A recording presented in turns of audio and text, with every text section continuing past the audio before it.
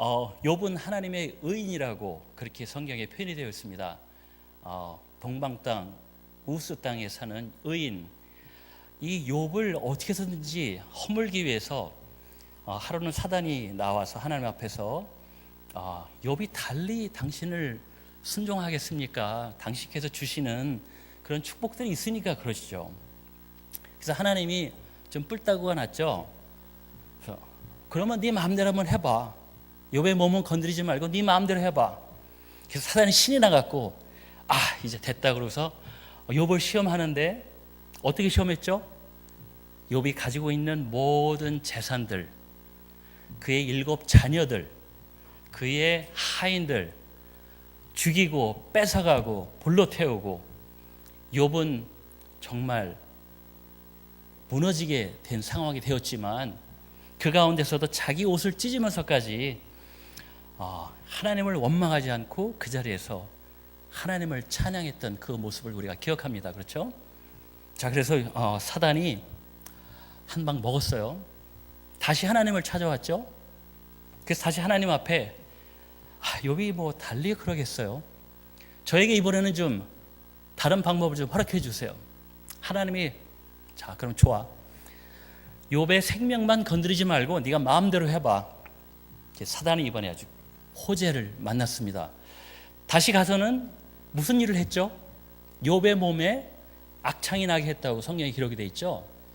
온몸에 악창이 나서 도저히 견딜 수 없어서 욥은 어떻게 했어요?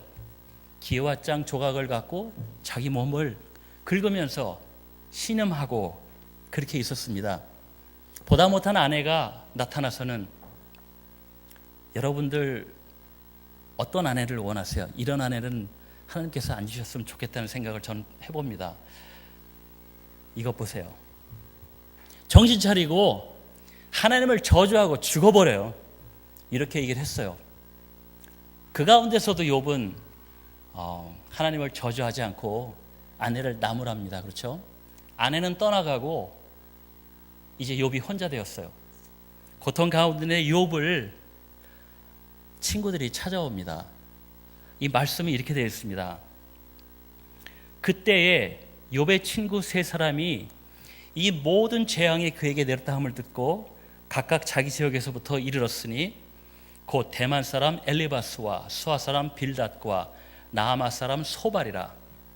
그들이 욥을 위문하고 위로하려 하여 서로 약속하고 오더니 눈을 들어 멀리 보매 그가 욥인 줄 알기 어렵게 되었으므로 그들이 일제히 소리질러 울며 각각 자기의 겉옷을 찢고 하늘을 향하여 티끌을 날려 자기 머리에 뿌리고 밤낮 7일 동안 그와 함께 땅에 앉았으나 욥의 고통이 심함을 보므로 그에게 단 한마디도 말하는 자가 없었더라. 한번 주의 깊게 다시 한번 읽어봤으면 좋겠어요. 그들이 욥을 위문하고 위로하려 하여 서로 약속하고 오더니 눈을 들어 멀리 보매 그가 욥인 줄 알기 어렵게 되었으므로 일제히 소리를 질러 울며 자기 겉옷을 찢고 하늘을 향해 티끌을 날려 자기 머리에 뿌리고 밤낮 며칠 동안요? 7일 동안. 밤낮 7일 동안 그와 함께 땅에 앉았으나 욥의 고통이 심함을 보고 그에게 한마디도 7일 동안 한마디도 말하는 자가 없었더라. 자, 이 7일이 드디어 지났습니다. 그리고는 욥이 입을 열기 시작합니다. 욥은 이제껏 하나님을 찬양했는데 이 순간에 자기의 난 나를 저주하는 것으로 자기의 진술을 시작합니다. 내가 출생했던 날이 망해버렸더라면, 아들을 낳았다고 좋아했던 그날, 창조자가 그날을 좀 만들지 않으셨더라면, 달력에서 아예 그날이 좀 빠져버렸었더라면 얼마나 좋았을까. 나는 왜 출생 중에 죽어버리지 못했나. 대체 왜 사람들은 내 어머니가 나를 낳을 때 옆에서 도와줬단 말인가. 이런 저주까지 해요. 왜 우리 어머니는 젖을 달고 계셔서 내가 그 젖을 먹고 살아나게 하셨나. 그렇지 않았더라면 지금 내가 이제 평안 가운데 쉬고 있었을 텐데, 죽음을 이야기하죠. 아예 이 세상에 태어나지 않았던 자기의 모습을 상상하면서 욥의 절망적인 한탄에 자기 세 친구들이 하나하나씩 말을 하기 시작합니다. 첫 번째 친구 엘리바스입니다. 이렇게 시작을 합니다. 욥아, 내가 너한테 좀 한마디 해도 되겠니? 내가 네 말을 듣고 있자니 정말 입을 닥치고 있기가 참 힘이 드네. 전에는 네가 절망에 빠진 사람들을 위로해주고 그랬잖아. 네 조언이 정말 쓰러지고 절망 가운데 있었던 사람들을, 그리고 또 포기하려는 사람들을 일으켜주지 않았었니? 이제 네가 그 어려움에 빠져 있구나. 그리고 너는 지금 죽을 듯이 발버둥을 하는구나. 정말 고통스럽겠다. 네가 네 스스로 이 고통에서 벗어나기는 정말 좀 힘들어 보이는구나. 하지만 네 그 거룩한 삶이, 네가 자랑하던 그 거룩한 삶이 너를 일으켜 세워줘야 되는 거 아니야? 다른 사람의 본보기로 네가 그렇게 내세우던 너의 그 삶이 너에게 다시 희망을 회복해줘야 하지 않아?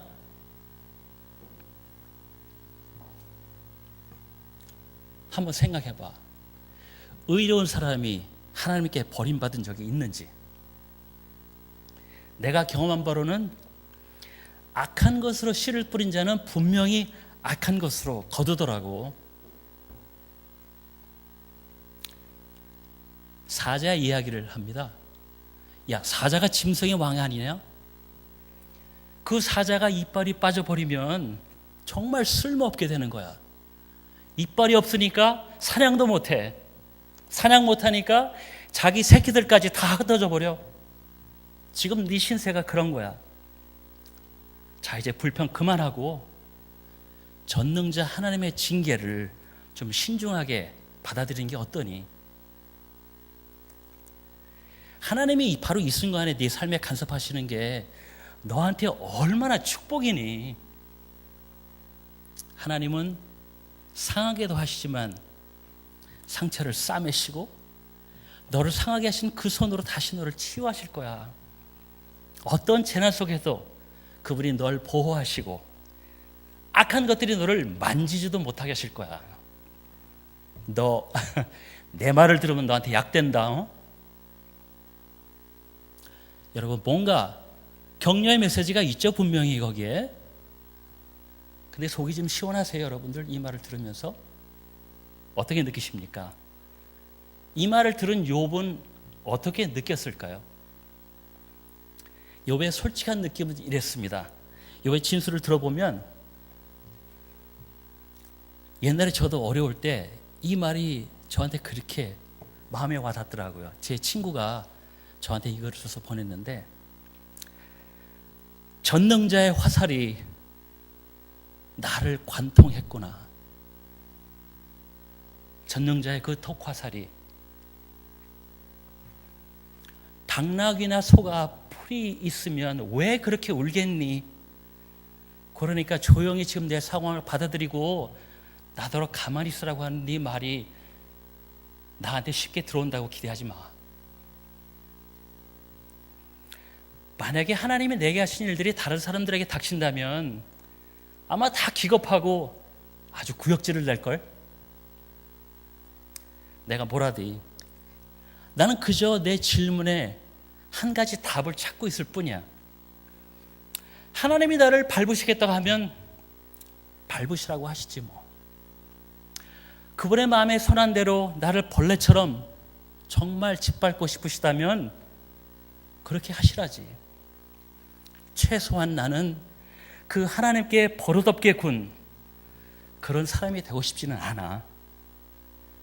하지만 네가 나를 강철로 만들어진 사람이라고 그렇게 생각하지는 않았으면 좋겠어.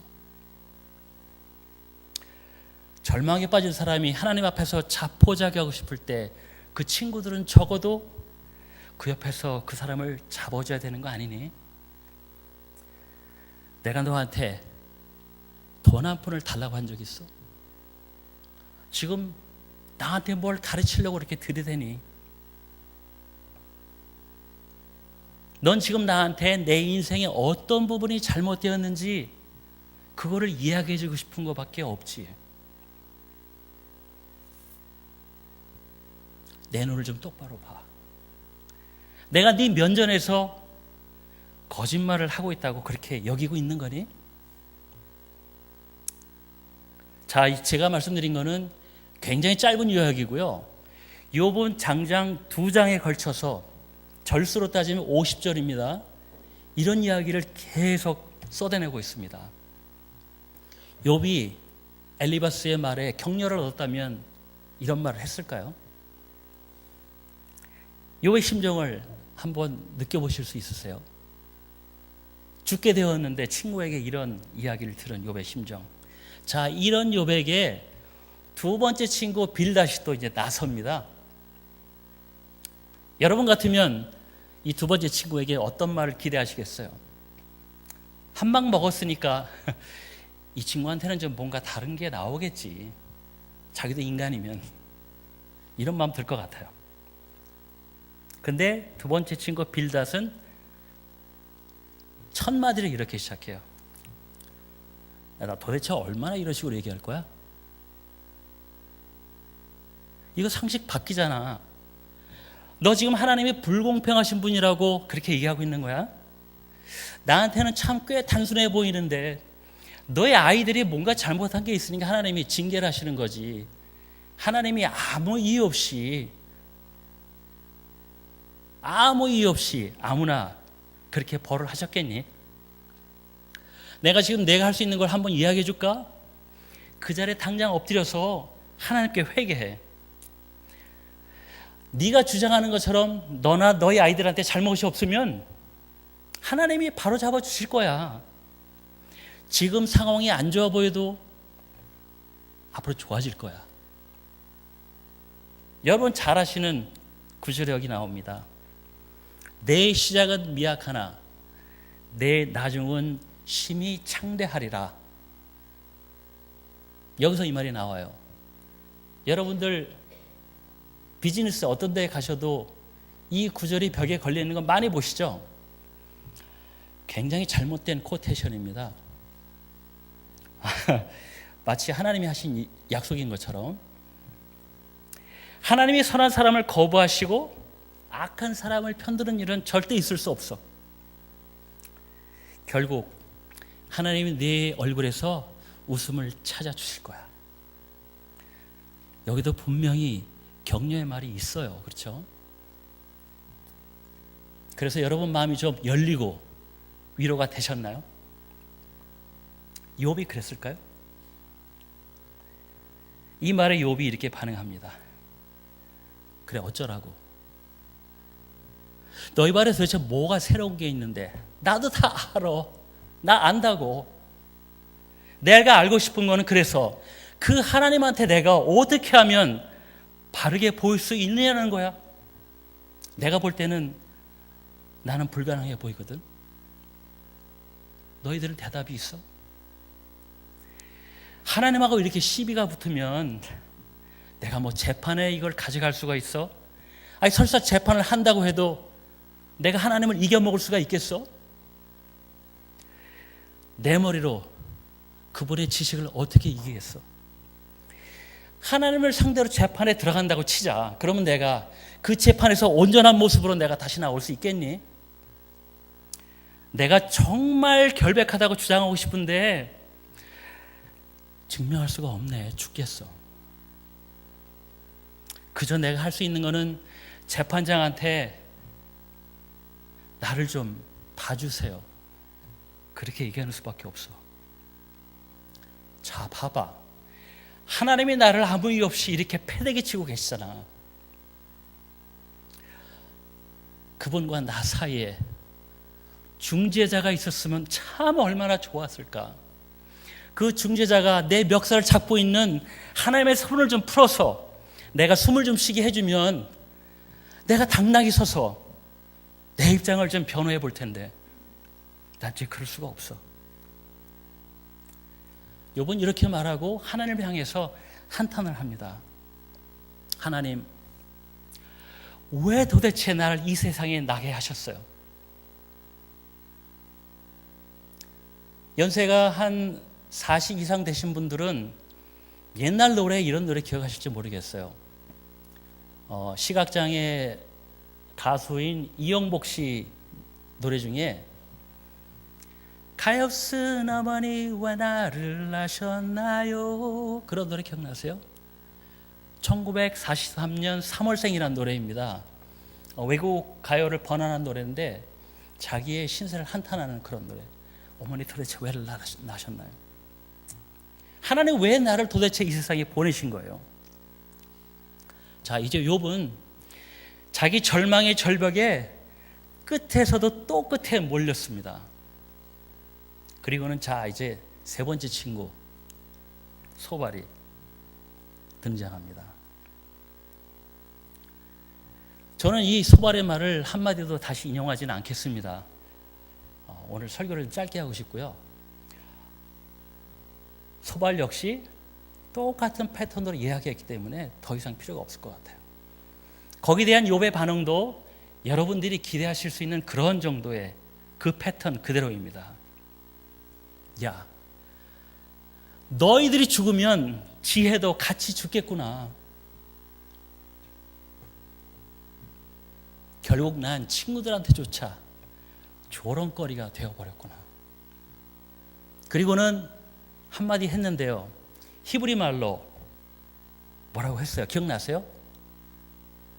욥이 이 말 다음에 히브리 말로 모르겠어요?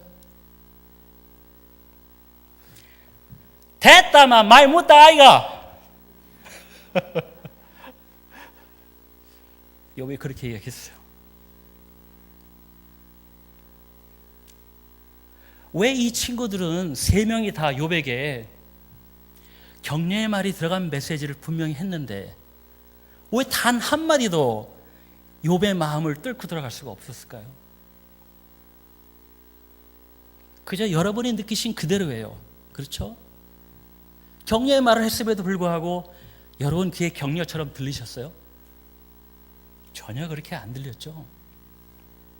저는 이 욥과 친구의 대화를 더 이상 해설 이런 거 하지 않겠습니다. 이미 여러분들 마음속에 성령님께서 똑바로 말씀해 주셨을 거라고 저는 확신을 해요.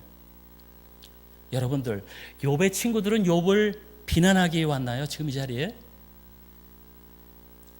욥을 분명히 위로하러 왔어요. 지도 혹시 거기 있는 거 보여주실 수 있으세요?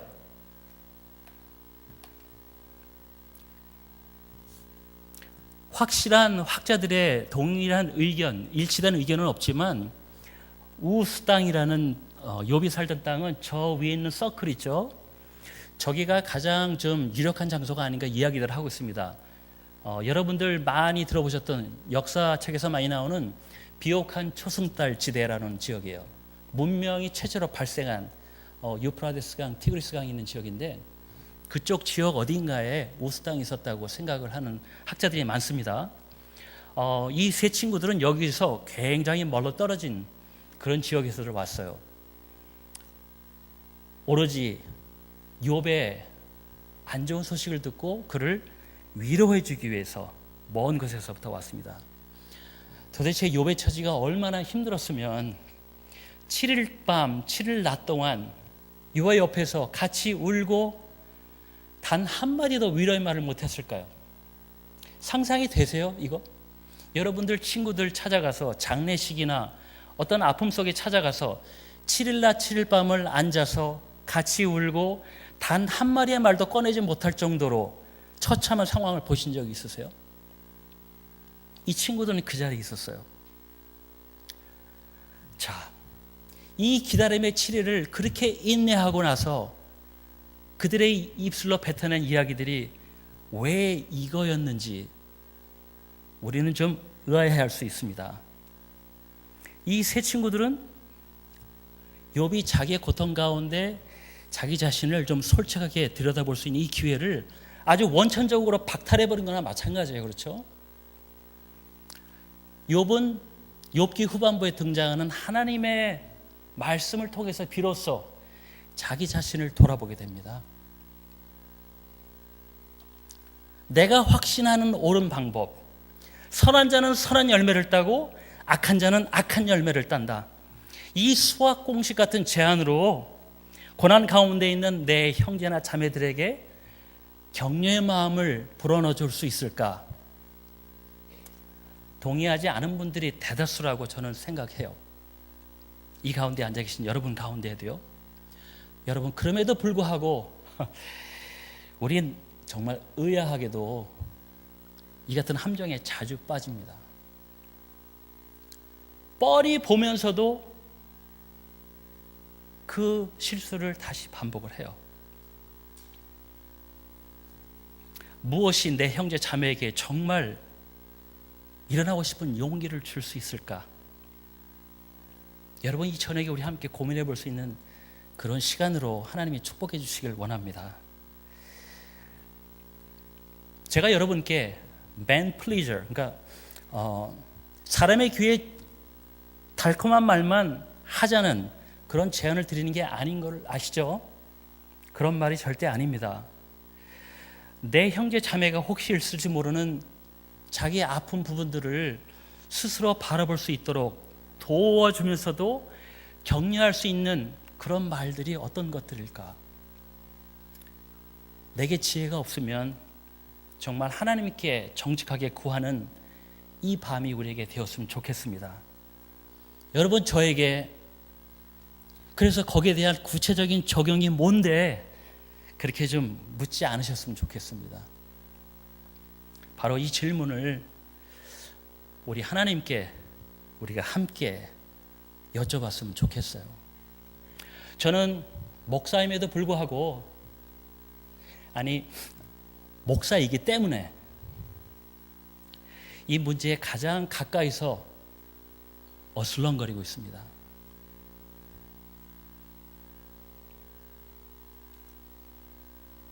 저 자신한테서 거의 매일 이러한 실수를 반복하는 저를 발견하면서 놀랄 적도 참 많아요. 도대체 나는 왜 이 뻔한 실수를 계속할까? 여러분은 좀 어떠세요? 여러분 삶 가운데 저와 같은 실수가 있으신 분들이 혹시 계시면 저와 한 마음으로 하나님께 간구했으면 좋겠습니다.